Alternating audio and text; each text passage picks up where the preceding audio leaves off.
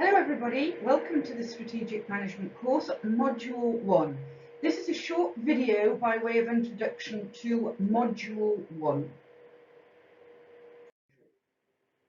So first of all, on behalf of all of the team, I would like to say all the best of luck as you develop your skills in strategic management, and we hope that you do enjoy the course and all the 4 different modules. So on behalf of all of the professors that you're probably going to meet in the course, both those in the English track and those in the French track, as I say, we wish you all the best. So I want to start off the video with an introduction to what we call the strategic management model. Now, the strategic management model is made up of 3 key areas. We always start off with the analysis area, and this is what we call strategic position. And we're trying to find out a little bit about how well the organisation is doing presently. Before we decide where we want to take the organisation in the future, we need to find out a little bit about its current strategic position. In strategic position, we are going to be looking at a number of key elements of analysis. The macro environment, the industry environment and market environment, the role of stakeholders, and some internal aspects of the organisation, which are resources and organisational culture. Now, once we've done that, we can then safely move on to decision making. And here we move into the blue area that we call strategic choices, because we now have to make a few decisions based on where we are as to where we want to be in the future. So we're going to be assessing corporate strategy, business strategy, and the types of decisions that are undertaken at those levels. These might relate to whether to internationalise, whether to develop your entrepreneurship skills and strategic innovation, and whether we might wish to grow through looking at partnerships in the form of acquisitions and alliances. Now, the third area of the model is what we call strategy in action. Otherwise, we might refer to this as strategic implementation. And towards the end of the course, we're going to be drawing on a number of the elements in this particular circle. We're going to look at how do we evaluate strategies, whether we think we're going to achieve the objectives upon implementation. How do we organise? How do we lead change? When you think about it, any strategic decision involves strategic change. And what actually goes on, what we call strategy as practice. What do strategists do on a day-to-day basis to make sure that these strategies are indeed implemented? So that's the model that we're going to be using throughout the course. Now, Module 1, as I say, we're going to be starting off with the green circle. And the green circle is all part of strategic position. But what do we mean by strategic position? Well, here we're simply trying to analyse all the different factors and influences that could impact strategy. For example, the external environment, the expectations and influences of stakeholders, the organisation's strategic capability, i.e. are we good at anything? So we're going inside the organisation to assess those capabilities, etc. But we're going to start the module 1, by looking at external analysis. And the elements that we're going to cover as part of strategic position for Module 1 include the macro environment, the industry environment. We're going to go a little bit further and going to look at the market analysis as well. And we're going to talk about the role of organisational stakeholders, since they represent an external influence on what we might want to do as strategists. So things we're going to cover in Module 1 include answering the question, what is strategy? So we're going to introduce you to some of the characteristics of strategy and what makes for strategic decisions. And what do we mean by strategic decisions for strategic management?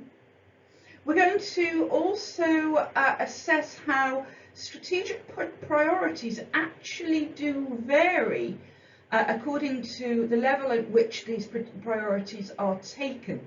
And the different levels within an organisation are corporate, business and operational levels. So we're going to introduce you to those levels so that we can also then talk about the different types of decisions that are made at each of those levels. Obviously, we're going to be covering some new terminology here, so you're going to get to know these and some of the buzzwords that strategists use. We're also going to introduce you in more depth to those key elements of the model that I've just introduced in the last couple of slides. Okay, so how does strategic position, strategic choices and strategy and action actually fit in to our strategic management process? So starting off then with the external environment, we're going to start our journey in strategic management by looking at the macro environment. If you look on this diagram here, we call this layers of the business environment. We're actually going to be starting on with this pale blue circle here, the wider area, and we're looking at indeed wider influences on strategy and strategic decision making. We're going to introduce you then to PESTEL, the PESTEL framework, because this is a broad framework for addressing micro-environmental influences. But it's not just listing what we think these influences are in terms of PESTEL, it's really identifying what are the key drivers here. Okay, what are the key drivers of the macro environment? Once we have a good idea of what these are, we can actually start to build alternative scenarios, i.e. possible futures that have the potential of coming into being. Okay, so can we propose a number of different alternative scenarios based on our key drivers? We're then going to move on to stakeholder analysis. And what do we mean by this? Well, we're interested in strategies, identifying who they are and how we can manage their aspirations so that we can live in harmony. Okay, we don't want to prioritise necessarily one stakeholder over the other to cause trade-offs. We want to see whether it is possible to actually respond to the interests of many of our stakeholders. So moving on then, that's the macro environment. We're moving to the next layer of our levels of the business environment. We're moving on to the green layer now, and we're going to be looking at the industry environment. Well, here we're focusing in on some of those influences at the industry level. In terms of competitors and competitiveness. Okay, so how are we competing? How are our competitors competing? How do we know whether our industry is attractive or not? Can we make it more attractive? If we can't, should we be thinking of leaving the industry? So these are all questions that we're going to be discussing as part of industry analysis. Some of the tools that we're going to be using are perhaps already familiar to you. For example, Porter's 5 forces analysis. Here's Michael Porter here, perhaps the most prolific writer on competitiveness and competitive performance within organisations, and we're going to come across a lot of his writings, a lot of his models and frameworks as we go on our journey through this strategic management course. So, tools for diagnosing industries and sectors, the 5 forces analysis, and also we're going to have a look at the industry life cycle model. So moving on then, market analysis is going to be the last area that we're going to be focusing on as part of external analysis. And here we're going in even more fine-grained into what our competitors are doing in each of our different markets, because you obviously realise that because companies don't just play in industries, they have lots of different business units that are actually addressing particular market demands. Okay, so it could be that the industry is too general then a level to provide a detailed understanding of the competition, and also we know that 5 forces analysis, although very useful, it can throw up different pictures.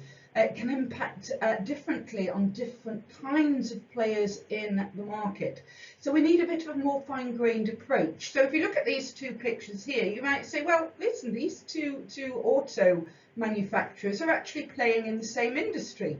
They're in the automotive industry. But if we compare Renault with Ferrari, does that throw us up all the information that we're going to be likely to need when we're devising our future strategies? I suggest not.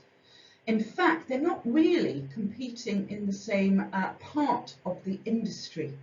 Okay, so whilst they might be in the same industry, they're competing on quite different bases. So we're going to be talking about that, and to throw up some ideas as to how then organisations might be able to achieve competitive advantage.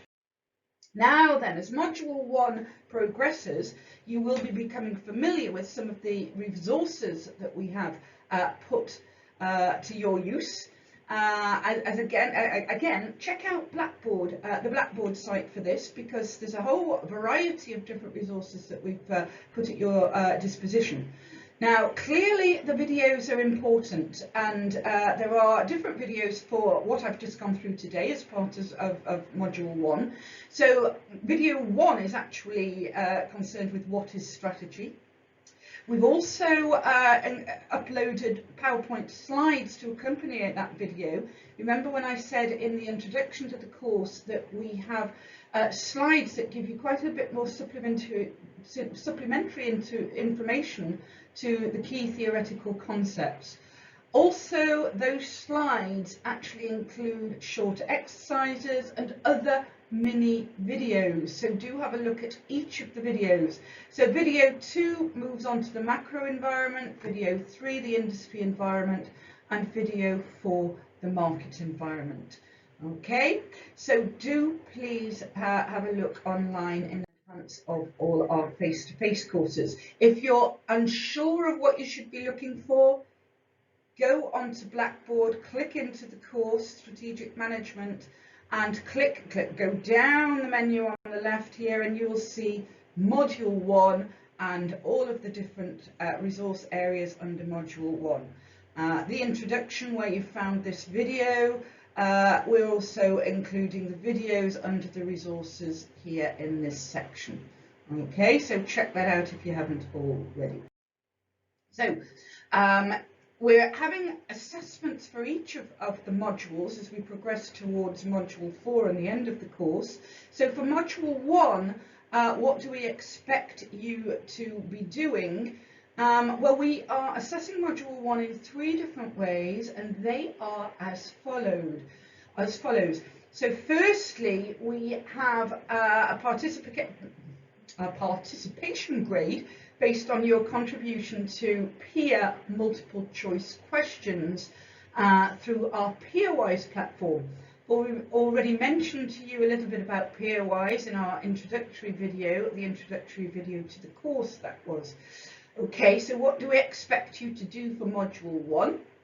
Well, we need you to contribute 1 question at least to the database before the in-class MCQ quiz. If you're in doubt as to when that quiz is taking place, check the syllabus. Okay, now your question must be based on any of the videos that you've been watching, any of the readings, or any of the in-class discussions about the concepts that we have covered in Module 1. Okay, don't forget too, as part of PeerWise, you are expected to give feedback on the questions that your colleagues author. Okay, so note you will earn points, or badges as we call them in PeerWise, as you do add your comments, your critiques, etc. Now what you're doing here, when you effectively critique and comment on your peer questions, you're actually helping them to learn as well as yourself. Okay. Now, you know too that your active participation actually contributes to 10% of the course assessment. So start early in Module 1, because all of your participation is going to be aggregated at the end of the course so that we can give you an overall mark out of 10%. Okay, so on. Assessment 2 then represents the 20 question MCQ quiz on all of those concepts in question 1. And remember, concepts in module 1, sorry. Now remember, as well as using probably 10 questions of your own from the pool that you and your peers are compiling with us, your professor is going to also be choosing up to 10 questions of their own. Okay, so with the pool of the peer-wise questions, remember it's in your best interest to review the questions online and practice, because it could be that you are going to see these questions again coming up as part of the exam. Now obviously the number of questions your professor will use depends on the quality of the questions that you author as well, okay? And as I said, your professor is going to be using other questions authored by themselves, and they may well, now listen to this, they may well also include questions on the case studies that we discuss in class. So make sure you turn up to these sessions. And finally then, how are we assessing Module 1? The third method of assessment is through our coaching session, and we expect a project deliverable here. Now we're not actually using this assessment as part of your overall assessment grade, but we do expect you to undertake the assessment. Now in the coaching session 1, we're going to be asking you to make a 10-minute presentation to the class. Now what do we expect you to present on? We want you to give us the background to the topic of your group project. Now we are going to be allocating the general theme to each team, and once we've done that, right at the beginning of the course, you've got a couple of weeks to reflect on the theme. And in the first coaching session, we would like you to tell us a little bit about the background to your topic or issue in the particular theme that you have been allocated. Okay. We also expect to know in this presentation how you're going to be dividing up the work tasks within your particular team. Who's going to be doing what? Now don't worry, this could change as the project evolves, but we would like to get a bit of an idea of your initial thoughts on this. Lots of different ways of allocating peoples to roles, so we leave that entirely up to the group. And then lastly, we want to get an idea of how you intend to progress with the project. So a schedule of the work to be undertaken. So can you try and break down the structure of the work that needs to be done at this stage? Okay, so that's what we expect for all of the different methods of assessment in Module 1. So, we hope you enjoy your journey through Module 1. Should you have any particular questions about anything within the module, in the first instance, simply go and have a chat with your professor. For wider course related questions, please get in contact with me as the course coordinator, and you find my email on this slide. So all the very best, and good luck with the Strategic Management course.